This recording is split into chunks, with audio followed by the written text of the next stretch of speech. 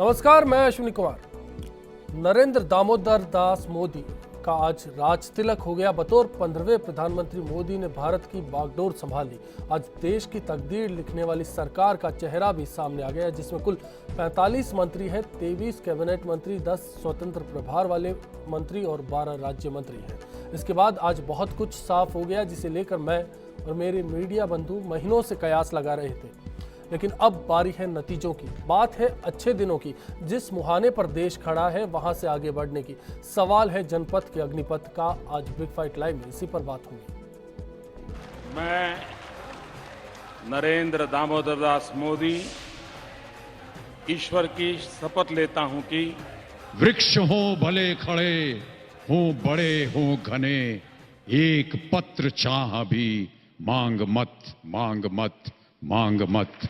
अग्निपथ, अग्निपथ, अग्निपथ। तू न झुकेगा कभी, तू न मुड़ेगा कभी, तू न थमेगा कभी। कर शपथ, कर शपथ, कर शपथ। अग्निपथ, अग्निपथ, अग्निपथ। ये महान दृश्य है, चल रहा मनुष्य है, अश्रु स्वेद रक्त से लथपथ, लथपथ, लथपथ। अग्निपथ, अग्निपथ, अग्निपथ।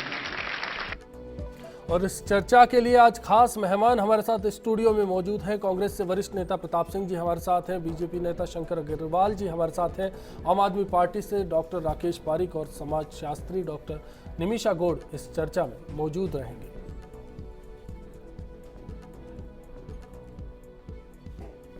बिल्कुल, और मेरे लिए तो बहुत ही ज़रूरी है, क्योंकि मथुरा में बिजली, सड़क, पानी इज बिगेस्ट मुद्दा जो आज तक किसी ने हाथ ही नहीं लगाया। ऐसा लग रहा है कि मोदी जी के पूरा सपोर्ट मिलेगी मुझे, और मैं बहुत सारे कुछ अच्छा काम करूंगी, मुझे ऐसा पूरा यकीन है। जल्दी से जल्दी अच्छे दिन आ जाएंगे, जनता को जो है राहत मिल जाएगी, देश से आतंकवाद जल्दी ख़त्म हो जाएगा, दाऊद इब्राहिम एक हफ्ते के अंदर इंडिया के हाथ में होगा, सारी महंगाई कम हो जाएगी, सारे किराए भाड़े नीचे आ जाएंगे, पेट्रोल डीजल गैस के दाम गिर जाएंगे। हमें खुशी है कि मोदी जी ने आते ही कांग्रेस की पॉलिसी अडॉप्ट की, कांग्रेस की पॉलिसी मानी।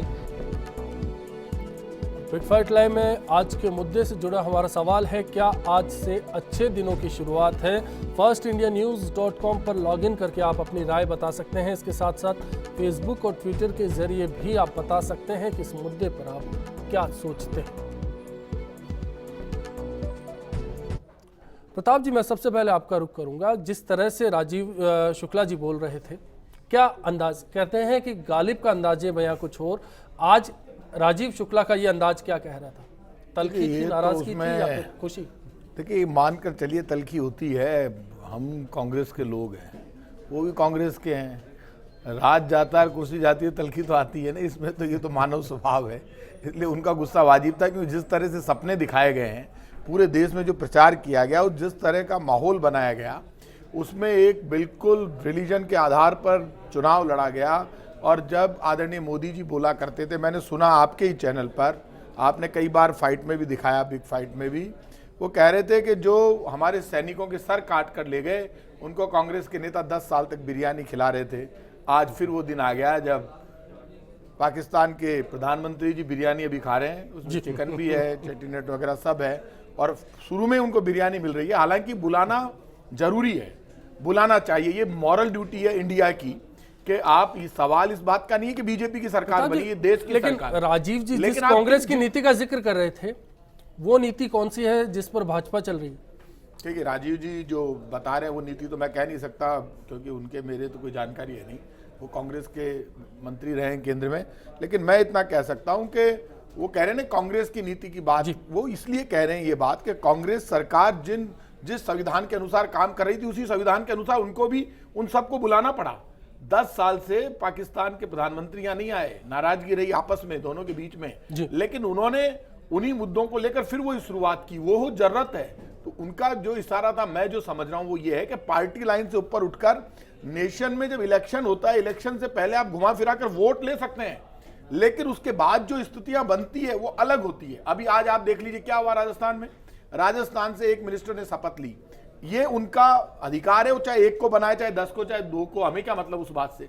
लेकिन कल तक वसुंधरा जी को फ्री हैंड था राजस्थान में, आज वसुंधरा जी का फ्री हैंड खत्म हो गया है। राज के बाद कुछ और होते हैं, राज के पहले कुछ और होते हैं। और मैं इतना कह सकता हूं कि ये जो परिस्थितियां डेवलप हुई है उसमें एक बात तय कर लेनी चाहिए कि जिन मुद्दों पर, जिन सपनों के आधार पर आप चुनाव में आए हैं, उन सपनों को आज नहीं तो कल आपको पूरा करना पड़ेगा। मुद्दों से, लच्छेदार भाषणों से कुर्सी प्राप्त की जा सकती है, लेकिन जिन लोगों ने आपको कुर्सी दी है, कल वो लोग आपके सामने खड़े भी हो सकते हैं, क्योंकि आपने शंकर जी उनको सपने दिखाए थे। सपने दिखाएंगे या फिर अब ये हकीकत में तब्दील होंगे? देखिए, ये तो आने वाले दिन ही बताएंगे कि सपने दिखाए हैं या हकीकत में तब्दील होगा। लेकिन मैं ये बात कह सकता हूँ कि जो परिवर्तन हुआ है वो अच्छे के लिए हुआ है। और कम से कम इतना मैं ज़रूर कह सकता हूँ कि 10 साल तक जो कांग्रेस ने भ्रष्टाचार, बेरोजगारी, महंगाई और जितने भी ये काले घोटाले और ये सब हुआ, कम से कम इस राज्य में बिल्कुल ये नहीं होगा। और हमने जो एजेंडा लेकर के जो अच्छे दिनों की बात है उसको लेकर अभी आप शोर पुख्ता नहीं है? नहीं, पूरी तरह से पुख्ता है कि अच्छे दिन आएंगे। मैंने तो आपको कहा ना, परिवर्तन हुआ है तो निश्चित रूप से अच्छे के लिए परिवर्तन हुआ है। और कम से कम 10 साल से जो कि अकर्मण्यता कांग्रेस सरकार की हम देखते आए हैं, वो अकर्मण्यता बिल्कुल नहीं होगी। और जो हमने एजेंडा लेकर के काम किया है, उस एजेंडा को हम पूरा करने का पूरा प्रयास करेंगे। और देश की जनता को आने वाले दिनों में ये परिवर्तन दिखाई देने लगेगा। आज देश की जनता नहीं, बल्कि आज जो ब्यूरोक्रेसी है हिंदुस्तान की, वो भी काम करने का अपना तरीका बदल रही है। धीरे धीरे जो ब्यूरोक्रेसी के जो लोग हैं, उनसे जो बातचीत होती है, उसमें भी उनका नज़रिया बदल रहा है कि भी अब हमको पुराने डरे से छोड़ करके दूसरे डरे में आना पड़ेगा और उसी हिसाब से काम करना पड़ेगा। इसलिए जिस तरह से सारा मंत्रिमंडल पूरे देश का समावेश किया है, उससे निश्चित रूप से लगता है कि आने वाले दिनों में अच्छे दिन आएंगे देश की जनता के लिए और हम हमारा एजेंडा पूरा करने में कामयाब होंगे। राकेश जी, इत्तेफाक रखेंगे इन बातों से आप? देखिए, आज तो शपथ ग्रहण हुआ है और मुझे लगता है कि आज हमें आशंकाएं नहीं करनी चाहिए। देश की जनता ने बड़ा जनाधार दिया है और आज एक नया प्रधानमंत्री मिला है। शायद 10 साल बाद प्रधानमंत्री मिला है आज कि जो जनता के साथ बात कर रहा है या कुछ बोल सकता है, तो ये बड़ा अच्छा दिन है। और हमारा काम है आशंका करना। हम तो विपक्ष में हैं, इसलिए हम तो आशंका करते रहेंगे। मोदी जी ने सपने बहुत दिखाए हैं, उम्मीद करते हैं कि वो सारे सपनों पर अपना खरा उतरे। कुछ उन्होंने कदम अच्छे भी उठाए, कुछ कई जगह पर हम अभी रहा आसान होगी क्या? बड़ी मुश्किल है रहा। अगर हम देखें तो आज देखिए, जैसा अब तक वो कहते आए थे, अब तक उनका जो स्टैंड रहा है वो यूपीए को हमेशा कोसते आए हैं उसी पाकिस्तान नीति के लिए। लेकिन आखिर आपको पाकिस्तान वालों को बुलाना पड़ा, नवाज शरीफ को बुलाना पड़ा आज शपथ ग्रहण समारोह में। लेकिन ये अच्छा कदम है कि जब आप अपने सभी पड़ोसियों को साथ बुला रहे हो सकता है इससे अच्छा वातावरण बने। उसी तरीके से हमारी अपेक्षा थी या जनता की अपेक्षा थी कि एक साफ कैबिनेट आएगी, लेकिन ऐसा लगता नहीं पूरी कैबिनेट देख करके कि इसमें सारे बिल्कुल साफ छवि के लोग हैं या जिनसे ऐसी उम्मीद कर सके कि भ्रष्टाचार नहीं होगा या घोटाले जो होते आए 10 साल तक वो पूरी तरह रुक जाएंगे। फिर भी देखते हैं मोदी जी का जो नेतृत्व है वो क्या असर करता है। निमिषा जी, क्या कहेंगी, कैसे आएंगे अच्छे दिन? बिल्कुल, अच्छे दिनों की जो सोच, जिस जनता ने जिस पूरी उम्मीदों से मोदी को स्पष्ट बहुमत देकर के एक मौका दिया, एक त्रस्त हो चुकी जनता, अव्यवस्था से, भ्रष्टाचार की पराकाष्ठा से जो त्रस्त हो चुकी जनता, तो एक स्पष्ट बहुमत दिया है। और चूंकि एक गुजरात में एक मॉडल खड़ा किया उन्होंने, एक दिखाया मोदी जी ने कि ऐसे। बीजेपी की बात हुई, समाज शास्त्र क्या कहता है? समाज शास्त्र यही कहता है कि समाज ने परिवर्तन के संकेत दिए, एकदम परिवर्तन चाहा, सभी मुद्दों से ऊपर उठ के, धर्मवाद, वंशवाद, धनवाद, सबसे ऊपर उठ करके एक स्पष्ट सोच रखी कि हमें परिवर्तन चाहिए और हम परिवर्तन कर सकते हैं। वोटिंग परसेंटेज देखी जाए या फिर ये कहा जाए कि जिस तरह से चुनावों में समीकरण बैठाया गया, सभी ने प्रयास लगाए, लेकिन स्पष्ट बहुमत सिर्फ मोदी लहर, मोदी सुनामी को दिया गया। तो एक समाज ने एक बहुत बड़ा परिवर्तन दिया और क्रांतिकारी। इसका मतलब समाज की उम्मीदें काफी है और इसको लेकर मोदी को शुरुआत से ही अलर्ट रहना पड़ेगा, काम करना पड़ेगा। बिल्कुल, बहुत उम्मीदें हैं। जिस तरह से विनम्रता से विदेशी मेहमानों को बुलाया गया, विनम्रता से शुरुआत की गई, लेकिन जैसा उन्होंने कहा कि हम गलती होने पे कड़क रुख भी अख्तियार करेंगे, चाहे वो कोई भी हो। तो ये एक इन्होंने एक जो सहज विनम्र शुरुआत की है, तो अपेक्षाएं और उम्मीदें विशाल हैं। समाज की हर तबके की, हर वर्ग की उम्मीदें विशाल और विराट हैं मोदी जी के प्रति। प्रताप जी, सबसे अहम सवाल अभी जो चर्चाओं में है, आम आदमी के जहन में है, राजीव जी ने जिसका शुरुआती जिक्र किया था, महंगाई तुरंत कम हो जाएगी, क्या आसान रहेगा? ये अग्निपथ कैसे पार कर पाएंगे? देखिए, जहाँ तक महंगाई का सवाल है, कम होगी या नहीं होगी वो इशू नहीं है। आपने कहा कम होगी तो आपको करके दिखाना पड़ेगा। इस बार का चुनाव बहुत बड़े सपनों के साथ हुआ है। बार बार जो ये सवाल बीजेपी के लोग करते हैं भ्रष्ट थे वो थे तो थांगन आगे और राज पूरो को हमें दम हुए तो कोई सीबीआई की जांच वाँच बिठा जेल भेज दीजिए। ये तो मनमोहन सिंह था जिसने आज़ादी के बाद पहली बार मंत्री को जेल भेजा, कलमाड़ी को जेल भेजा, राजा को जेल भेजा, वो भला आदमी था। अब आप इनमें से और भी अभी आपको मौका मिला है, राज आपके पास आ गया है, कोई 3 की तेरा करो ना, कोई करनी है जिगी। राजस्थान में 6 महीने में कुछ नहीं किया, गट्टे खेल रहे हैं, एक नई योजना लाए नहीं, लोगों के मकान तोड़ रहे हैं, दुकान तोड़ रहे हैं, बिना पैसे के नगर निगम जेडीएम काम नहीं होता। ये तो जयपुर की हालत है। लोकतंत्र में आपको वोट मिला है काम करने के लिए, आप 6 महीने से सिर्फ गाली गाली दे रहे हो। राजस्थान में कुछ करो ना नया काम, एक नई योजना तो लाए होते। आपने बहुमत ले लिया, मान लिया ना, आप जीत गए, मोदी जी आ गए। अब मोदी जी तो चलो आज से शुरुआत है, लेकिन राजस्थान में तो इनको स्टेट का भी जवाब देना पड़ेगा। 6 महीने से सिर्फ आप बात ही बात कर रहे हो, समीक्षा, और समीक्षा भी नहीं हुई पूरी। तो इसलिए मैं तो यहाँ के मॉडल की बात कर रहा हूँ, ये बार बार के गुजरात मॉडल। अरे भाई साहब जीत गए, आप एग्री कर गए, हम बुरी तरह से हार गए, तोड़ दिया हाथ पांव सब आपने कांग्रेस के उम्मीदवारों को। लेकिन जान लोगे क्या लोकतंत्र में? जान शंकर जी, आपकी चुप्पी को क्या मालूम है राजस्थान को लेकर? देखिए, राजस्थान की बात नहीं हो रही है। जो प्रताप जी ने एक बात कही थी कि भाई ये महंगाई कम करने की और ये सारी बातें जो आ रही है, अब देखते हैं क्या होता है। तो मैं प्रताप जी को ये पूरा आश्वस्त करना चाहता हूँ कि जिस तरह से मनमोहन सिंह जी वित्त मंत्री थे और नरसिंह राव जी प्रधानमंत्री थे, उस समय पर एक नारा दिया था कि 100 दिन में हम महंगाई कम कर देंगे, और ये करके और उसके बाद में जो ही वित्त मंत्री बने और प्रधानमंत्री बनते ही उन्होंने कहा कि मेरे पास जादू का चिराग नहीं है जो कि 100 दिन में महंगाई कम हो जाए, इसलिए ये करना संभव नहीं है। तो इस तरह की बात हम नहीं करेंगे, हम निश्चित रूप से आपको करके दिखाएंगे। और आप प्रताप जी और हम फिर आगे 1-2 महीने में, मेरी गुजारिश रहेगी कि 2-3 महीने बाद में एक बार फिर हमें बुलाएं, तो उस वक्त 3 महीने का अंतर आ जाएगा सामने। इसलिए 100 दिन की जो बात उन्होंने कही थी और उसका अंतर 100 दिन बाद ही पता लगेगा, आज तो पता लग नहीं सकता। चलिए, ब्रेक का वक्त है, लेकिन प्रताप जी ने एक बात का जिक्र किया था भ्रष्टाचार को लेकर, आखिर किस तरह से कार्रवाई करेगी मोदी सरकार, इस पर बात की जानी है। वक्त एक ब्रेक का, कुछ ही पलों में लौटेंगे, आप बने रहिए। इस वक्त जो है दिल्ली में बीजेपी की सरकार है और राजस्थान स्टेट में भी बीजेपी की सरकार रहेगी, तो हम दोनों ही बीजेपी गवर्नमेंट से एक अच्छी उम्मीद रखते हैं। नई नई सौगात मिलेगी, भ्रष्टाचार से निजात मिलेगी। मोदी जी तो आए हैं, अब सारा वजन इन पे पड़ा है, ये अकेले तो महंगाई घटा नहीं सकते।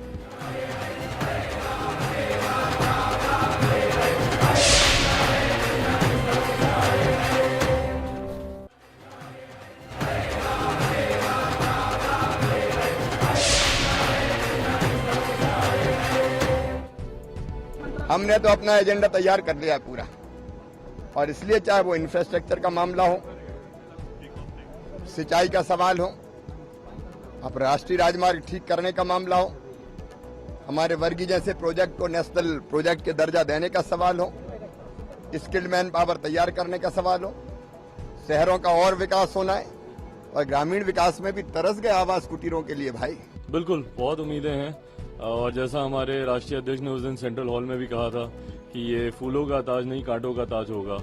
बहुत भारी जिम्मेदारी आई है कि देश की 15% आबादी का कोई रिप्रेजेंटेशन, यानी मुसलमानों का कोई रिप्रेजेंटेशन इस कैबिनेट में होगा या नहीं होगा, ये सबसे ज्यादा लोग इसका इंतजार कर रहे हैं। ये धोखे की राजनीति है कि मुस्लिम फेसेस लाओ, दिखाओ, कुछ फिल्म एक्टर्स को ले आओ, कुछ प्रोमिनेंट लोगों को ले आओ और उनको राष्ट्रपति भवन में ला करके दिखा दो, लेकिन असल रिप्रेजेंटेशन गायब रहे, 300 में एक भी आदमी नजर ना आए।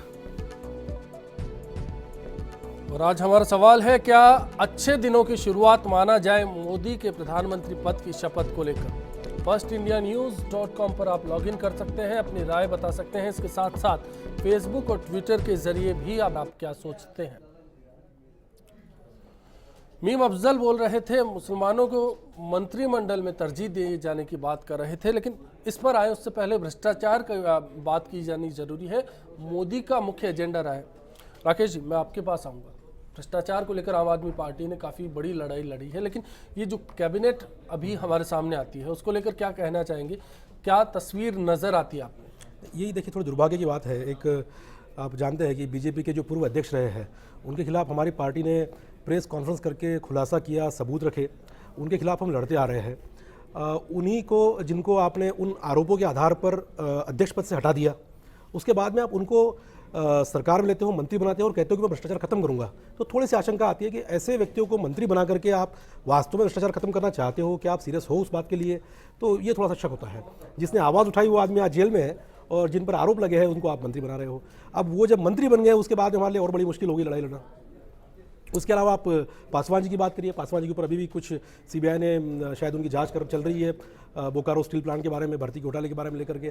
तो उम्मीद ये थी कि मोदी जी बिना किसी से डरे हुए, जो मेजोरिटी है, एक ऐसी कैबिनेट लाएंगे। भ्रष्टाचारियों की बात है, आरोपियों की, अपराधियों की बात है, तो ऐसे में बीजेपी के सांसदों की फहरिस्त लंबी नजर आती है। 2 नाम तो आपको मंत्रिमंडल से गिना दिए राकेश जी ने। देखिए, ये जो राकेश जी ने कहा ना कि भाई आरोप लगाए और हमने ही आरोप लगाए, इनके आरोप तो बिल्कुल समाप्त हो गए थे, इनके आरोपों में तो कोई दम ही नहीं था। और उसके बाद में कुछ नई चीज़ें डेवलप हुई, वो भी 1.5 साल हो गया। 1.5 साल तक कांग्रेस की गवर्नमेंट रही, उसकी जांच करा लेते बार बार में, हमने तो कहा भी जांच करा लें, सारा कुछ आ गया, उसमें इनकम टैक्स के नोटिस आ गए, उनका जवाब दे दिया, जो विजिलेंस के नोटिस आया उनका जवाब दे दिया। तो हिंदुस्तान में तो एक ही बात आती है ना कि भाई कोई भी आप आरोप लगाने का सबका अधिकार है। मैं भी कह दूँगा ये इनके जो अरविंद केजरीवाल जी अच्छे आदमी नहीं है, पर ये इसमें भ्रष्टाचार के आरोप लगा दूँ, लेकिन उस पर आरोप प्रमाणित होना जरूरी है ना। जब तक आरोप प्रमाणित नहीं हो, जब तक क्या कहेंगे?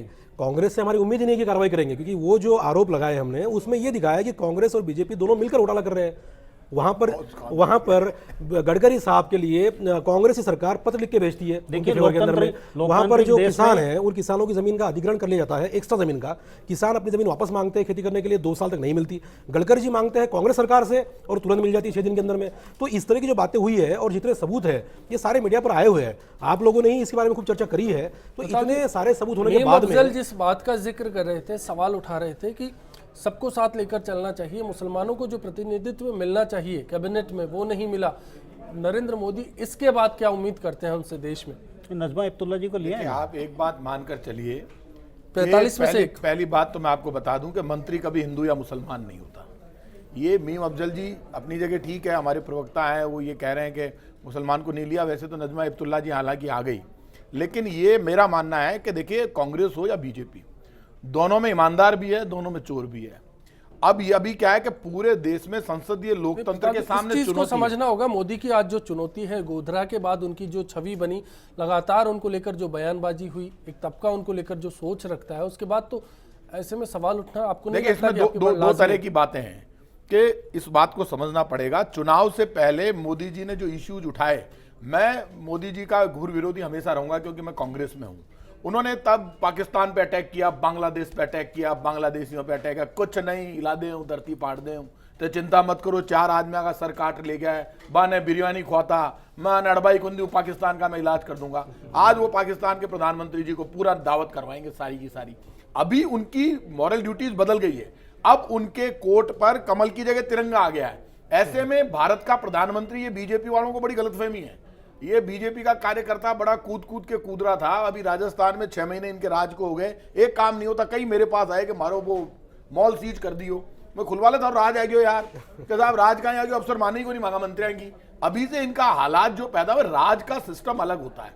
आपको बीजेपी में कई फायरिंग लोग मिलेंगे जो इस बीजेपी सरकार के खिलाफ भी खड़े हो जाएंगे, लेकिन अभी ऐसी आवाजें सुनाई नहीं दे रही। डरे हुए सहमे, मेरे को तो आश्चर्य हो रहा है कि कांग्रेस में ज्यादा लोकतंत्र है। ऐसे लोग खड़े हो जाते थे विधानसभा में या जयपुर की सड़क पर या राजस्थान में, जो बोलते थे। यहाँ तो डिक्टेटरशिप चल रही है, यहाँ तो हालात बहुत खराब है, ये डरे हुए हैं, सहमे हुए हैं अभी भी। लेकिन मैं ये कह रहा हूं कि आज जो पूरा शपथ ग्रहण हुआ, उसमें जो करप्शन के इश्यू की आप बात कर रहे हैं, उसमें आपको समझना पड़ेगा जिन लोगों पे चार्ज लगे वो लोग इनकी कैबिनेट में भी है।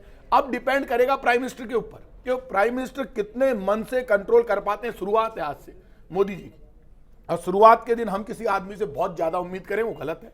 अब इनकी पारी की शुरुआत हो रही है। अभी हमें कांग्रेस बीजेपी से ऊपर उठकर उस चेहरे को देखना पड़ेगा जिसको बहुत बड़ी तादाद में लोगों ने वोट दिया है, दिल खोल के दिया है, पार्टीबाजी से ऊपर उठकर वोट किया है, और इतनी बड़ी तादाद में वोट मिला है। तो अब इनकी कार्यशैली सामने आएगी, और उसमें जरूरत इस बात की है कि यदि वो बड़ा दिल नहीं रख पाए, आज जैसे मीम अफजल जी ने सवाल उठाया, नजमा हेपतुल्ला जी आ गई, ले आते मुख्तार अब्बास नकवी को भी, ले आते शहनवाज हुसैन को भी, ये भी आपके चेहरे अब हो सकता है आगे ले आए, ये कोई गारंटी नहीं है। मैं ये मेरी आदत नहीं है किसी को चार्ज करके बोलूं कि कांग्रेस ऐसा कर रही है, बीजेपी ऐसा कर रही है। अभी शुरुआत है, हमें देखना पड़ेगा। बस शुरुआत एक बड़ी है, इतना बड़ा मैंडेट मिला है, बहुत बड़ा बहुमत मिला है, बहुत बड़े सपने। जैसे आदरणीय अटल जी फेल हो गए थे 5 साल बाद, वो इंडिया साइनिंग का नारा नहीं चला। मैं चाहता हूं कि ये जो स्थिति आई, अटल जी ग्रेट लीडर थे, मैं भी उनका बहुत सम्मान करता हूं। वो अटल बिहारी वाजपेयी जिसने इंदिरा गांधी को लोकसभा में कह दिया है ये इंदिरा नहीं दुर्गा है। जब बांग्लादेश बना, पाकिस्तान के टुकड़े, तो बोले आप दुर्गा के रूप में आप ही कर सकती हो टुकड़े। आज लोग बड़ी उम्मीद किए हुए, इस देश का नौजवान, इस देश का व्यापारी, कर्मचारी, मजदूर नए भारत की उम्मीद कर रहा है कि बस महंगाई खत्म, तो ये इस पेट्रोल अग्निपथ डीजल का पर है। भाव कम, करप्शन खत्म, बड़े अस्पताल बड़े जावाला, तो पटवारी तहसीलदार कोई पैसा ही को नहीं मांगे, लो काम हो जाओ, लो भिड़ता ही अटे तो शुरुआत होगी। नगर निगम जेडी वाला बिना पैसा काम ही को नहीं कर राजस्थान में। प्रधानमंत्री था मोदी आगे तो करो भाई। आपकी बातों में राकेश जी कुछ ऐड करना चाह रहे हैं? मोदी जी जब प्रचार कर रहे थे तब वो वोट अपने खुद के लिए मांग रहे थे, और जो संदेश जनता को मिला था वो ये था कि आप मुझे केवल एक बार सरकार में ला दो, मेरी सरकार बना दो, फिर मैं सब सही कर दूंगा। लेकिन जैसा प्रताप जी कह रहे हैं, मुझे लगता है कि अभी भी उनके पास फ्री हैंड नहीं है, चाहे आप उनको तानाशाह कहिए, वरना अगर उनके हाथ में फ्री हैंड होता तो आज अपनी मनमानी करते। एक तरफ वो जहाँ कर सकते हैं वहाँ करते हैं, जैसे राजस्थान में उन्होंने किसी की चलने दी नहीं, उनके हिसाब से उन्होंने खाली एक प्रभार दिया है और कोई मंत्री दिया नहीं। लेकिन साथ ही शायद उनके ऊपर नागपुर का जो प्रेशर है उसको वो झेल नहीं पाते। नागपुर अगर कहता है कि आपको गडकरी जी को देना पड़ेगा पोर्टफोलियो, तो देना ही पड़ेगा उनको, तो कहीं ना कहीं उनके ऊपर प्रेशर तो है। अब वो खाली इतना ही है कि वो कितना उस रिमोट को फॉलो करते हैं, मनमोहन जी तरह करते हैं, या फिर वो कुछ इंडिपेंडेंट काम करते हैं। शंकर जी, सत्ता में आने से पहले वादे करना और सत्ता में आने के बाद वादों को निभाना, अब तक जाहिर हुआ दोनों चीज़ें अलग हैं, दोनों को लेकर जिम्मेदारियां बदल जाती है। मोदी के लिए कितना आसान होगा? देखिए, ये जो अभी राकेश जी भी एक बात कर रहे थे कि प्रेशर के अंदर जो है काम कर रहे हैं, और ये प्रेशर के बिना इनका वो नहीं चल सकता, नागपुर से प्रेशर रहता है, ये रहता है। मैं आपको ये बता देना चाहता हूँ कि जो कांग्रेस के भाई मेरे या राकेश जी जो कह रहे हैं कि भी जो दबाव है या प्रेशर है, उसको वो प्रेशर कहते हैं। हम ये कहते हैं परिवार में सब लोग बैठ करके चर्चा करके और उसकी बातचीत करके उनको एडजस्ट करते हैं। सब लोगों को, परिवार में 10 लोग होते हैं, 10 लोगों का कोई न कोई अपना रोल होता है। अपने पुराने परिवारों में देखा होगा, प्रताप जी तो बहुत अच्छी तरह जानते हैं, ग्रामीण परिवेश के आदमी हैं, कि 8 भाई हैं, उसमें से 2 भाई ऐसे होते थे तो केवल पटेलाई करने का काम गांव में करते थे, कोई धंधा नहीं करते थे, और 6 भाई कमाते थे और वो 2 भाई खाते थे, और उनके शादी ब्याह भी वो 6 भाई करते थे, और सारा काम वो जो गांव में घूम करके आते थे, कोई काम नहीं करते थे। क्यों प्रताप जी, मेरी बात से सहमत हो मैं? तो परिवार और देश दोनों में फर्क नहीं, उसके अलावा इसलिए मैं मेरी बात पूरी कर लूँ। इसलिए परिवार में ये जो बार बार में प्रेशर की बात आती है, नागपुर का प्रेशर, इसका प्रेशर, ये प्रेशर नहीं है, ये परिवार में सब लोगों को एडजस्ट करने की बात है कि वे सब लोगों से बैठ करके। गडकरी और पासवान उन 2 भाइयों की श्रेणी में, अश्विन जी खाली इतना क्लियर करना है कि परिवार का दूसरा है क्या? गडकरी और पासवान उन 2 भाइयों की श्रेणी में निश्चित रूप से जो जिन 45 लोगों को मतलब मजबूरी तो है। नहीं, मजबूरी नहीं है, मैं ये नहीं मजबूरी बात नहीं कर रहा हूँ, मैं ये कह रहा हूँ आप उसको परिवार का नाम दे दीजिए, मजबूरी तो है। उन लोगों का भी कोई न कोई काम रहता था, तो इसलिए सब लोगों का अपना अपना काम है। इसलिए वो आप उसको प्रेशर कहते हो, हम उसको कहते हैं सब लोगों को समावेश करना, सब लोगों को साथ लेकर के चलना, ये हमारी बात है। दूसरी बात, मैं उसको साफ गोई कहूंगा और आपकी भाषा में डिफेंस कहूंगा तो ठीक नहीं रहेगा क्या? इसका बचाव करना? नहीं, बचाव नहीं, मैं तो ये कह रहा हूँ सब लोगों को साथ लेकर के चलने की बात है। आप निमिषा जी क्या कहना चाहेंगे? समाजशास्त्र क्या कहेगा? समाजशास्त्र ये कह रहा था कि दूरदर्शी जो सोच रख करके मोदी जी ने अपने मंत्रिमंडल में एक विशेषज्ञों की टीम को शामिल किया है। जहाँ तक उन्होंने ये जो जिक्र किया जा रहा है मुसलमानों को प्रतिनिधित्व नहीं दिया है, मुसलमान उनके खिलाफ हैं, ऐसा नहीं लगता है। मुसलमान के एक बहुत बड़े तबके ने मोदी के नाम पर वोट दिए हैं, जिताया है उनको। तो एक दूरदृष्टि सोच, कहीं पर भी ये प्रतिनिधित्व देने की बात नहीं है, सिर्फ कार्य करवाए जाने की बात है। विशेषज्ञों की टीम है ये जो मिलकर के कार्य करेगी। फिर मैं याद दिलाना चाहूंगी, सवाल ये है कि क्या भ्रष्टाचार के खिलाफ आप लंबी लड़ाई की बात करते हैं, आप जिस मुद्दे को लेकर चुनाव लड़ते हैं, सामने वाली पार्टी को, सामने वाले संगठन को आप कहते हैं कि वो भ्रष्टाचारियों से भरा है, फिर आपके संगठन में, आपके कैबिनेट में, आपके परिवार में ऐसे ही कुछ लोग आ जाते हैं, तो उनका सामना कैसे होगा? वो लड़ाई कैसे लड़ी जाएगी? अश्वनी जी, जब तक हम तथ्यों को आधार बना करके आरोप प्रत्यारोप के आधार पर किसी को तय नहीं कर सकते, तय जनता को करना था जो वो कर चुकी है। देखिए, और यदि सॉरी मैं आपकी बात काटूंगी जी, बट मेरी बात पूरी होने दीजिए। तो जिस आधार पे जनता को देखना था, जनता तय कर चुकी है, उन्हें भी देखने दीजिए कि कौन सही है कौन गलत है। तो सिर्फ आरोप प्रत्यारोप के आधार पर हम कह दें कि नहीं वो गलत है और उनको मंत्रिमंडल में जगह दे दी है, तो ऐसा गलत है। और दूसरी बात ये कि आप प्रशासन में पारदर्शिता लाने की बात की गई है, और जहाँ तक समाज ये सोचता है, समाज का एक बहुत बड़ा तबका, हर वर्ग उम्मीद लगाए बैठा है, मजदूर से लेकर के नौकरशाह, हर एक मोदी की तरफ निगाहें उठा के रखा है। और बिल्कुल ऐसा लगता है कि पारदर्शिता आएगी, योजनाएं सिर्फ बनेंगी ही नहीं, उन पे क्रियान्वयन भी होगा। बिल्कुल, मैं आपके पास आऊंगा। चिराग पासवान ने कहा था कांटों का ताज है प्रधानमंत्री पद का की कुर्सी। दूसरी तरफ शिवराज सिंह ने कहा कि हमारा एजेंडा हम तय कर चुके हैं, सौंप चुके हैं प्रधानमंत्री को। राजस्थान से क्या एजेंडा सौंपा गया? नहीं, राजस्थान का एजेंडा तो जो है वो हमने पहले भी 60 दिन की योजना पूरी तैयार करी थी। चूंकि अभी ये बीच में आचार संहिता आ गई तो उसके बाद में जो भी एजेंडा आएगा वो सामने आएगा। फिर लेकिन निकाय निश्चित चुनाव रूप- सामने है। नहीं, निकाय चुनाव तो अभी समय है, अभी समय है उसमें, और अभी इसमें कोई दिक्कत नहीं है। बड़ी योजनाओं में उसमें ज़्यादा दिक्कत नहीं आएगी। बड़ी योजनाएं जैसे आज पानी की समस्या है राजस्थान के अंदर, सबसे ज़्यादा नेशनल हाईवे जो है, सारे रोड सारे खराब पड़े हैं, तो इस तरह की कुछ बातें हैं जिसके बारे में अभी मंथन चल रहा है और निश्चित रूप से आने वाले दिनों में आपको दिखाई देगा, इसमें कोई दिक्कत नहीं है। 60 दिन की कार्य योजना 100 दिन से ज्यादा में तब्दील हुई। नहीं, वो ठीक है, कोई समय लगा किसी के कारण से, प्रशासनिक चीज़ों को समझने में और में समय लगता है, लेकिन उसमें कोई ऐसी बात नहीं है कि उसको कोई बहुत ज़्यादा तवज्जो दी जाएगा साहब 60 दिन के अंदर 100 दिन में बना दी योजना। वो 60 दिन की योजना तो एक नाम है, बाकी तो वो पूरे टाइम चलेगी योजना उनके ऊपर। मनमोहन सिंह जब 100 दिन की महंगाई कम करने की बात करते हैं तो 100 दिन होने चाहिए। उसमें तो एक प्रकार के बुलेट पॉइंट तय हो गए। मैं ये समझना चाह रहा हूं कि 10 साल में भी पूरी नहीं कर पाए वो, तो उसके बाद में नरसिंह राव जी का समय रहा, उसके बाद में फिर 10 साल और आगे, 10 साल में महंगाई कहाँ की कहाँ चली गई। वो 100 दिन की बात कर रहे हैं अपन, तो वो 100 दिन की तो कितने मैं दिन हो वही गए? समझना चाह रहा हूं। तो फिर ऐसे में क्या लगता है कि प्रदेश की सरकार हो या देश की सरकार हो, कैसे काम कर पाएगी? नहीं, काम करेगी निश्चित रूप से, क्यों नहीं काम करेगी? आप इसको कैसे तय मियाद में काम को करना नहीं मानते आप? सही है, तय मियाद में काम हो जाए इसको सही नहीं मानते? तय मियाद में निश्चित रूप से काम होगा। आगे आने वाले दिनों में मैंने यही कहा ना, 3 महीने 2 महीने के बाद में अपन बैठेंगे दोबारा, जब भी चर्चा हो पाएगी। चलिए, वक्त हो चला एक ब्रेक का, कुछ ही पलों में लौटेंगे। मुद्दे हैं, बातें हैं बाकी, लगातार इस मुद्दे पर बने रहेंगे। जनपद से अग्निपथ किस तरह से तय करेंगे मोदी? ये राजस्थान सरकार पर निर्भर है कि वो राजस्थान की प्रत्येक जिले की समस्याओं को, पूरे प्रदेश की समस्याओं को उनके सामने किस तरीके से रखती हैं।